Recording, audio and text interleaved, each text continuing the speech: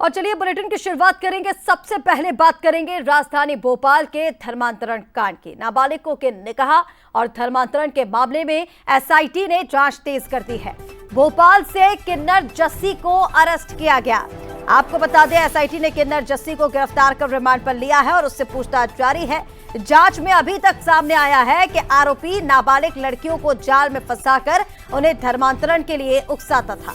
इस मामले में अल्तमश नामक एक अन्य आरोपी को भी गिरफ्तार किया गया, जिस पर अशोकनगर की नाबालिग लड़की से जबरन निकाह और धर्म परिवर्तन कराने का आरोप है।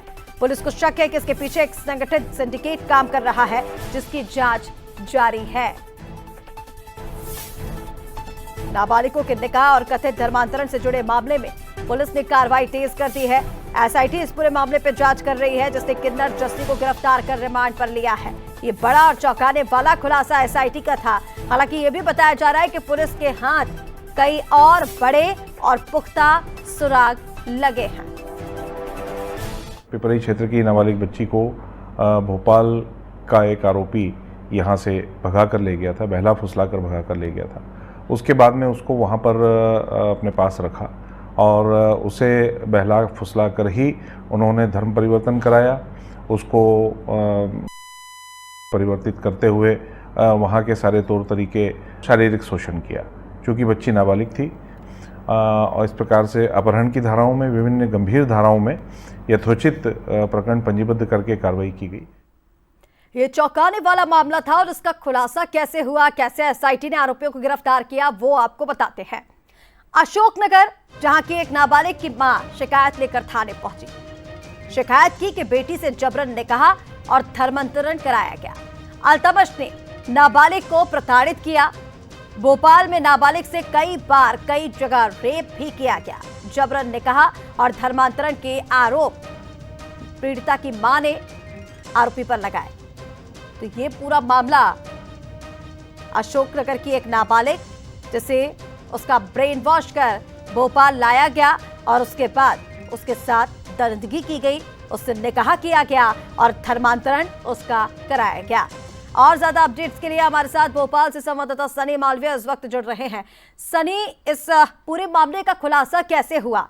जस्सी किन्नर तक पुलिस कैसे पहुंची, कैसे पुलिस के सुराग हाथ लगे? और इसी के साथ बताया जा रहा है एक संगठित सिंडिकेट इसके पीछे हो सकता है, जो पूरा ये सिंडिकेट चल रहा है। इस तरह से नाबालिगों को फंसाया जा रहा है और उसके बाद उनसे दरिंदगी की जा रही है। जी बिल्कुल, भोपाल और अशोकनगर से जुड़ा नाबालिग लड़कियों के कथित धर्मांतरण का मामला अब गहराता जा रहा है। इस केस में एक नाम सबसे ज्यादा चर्चा में आया था, उसका नाम है जस्सी कौर किन्नर। जस्सी कौर किन्नर वही किन्नर है जिसने जो नाबालिग लड़कियों से संपर्क में आई थी और संपर्क में आने के बाद मुस्लिम लड़कों से जो है इसकी दोस्ती कराई थी।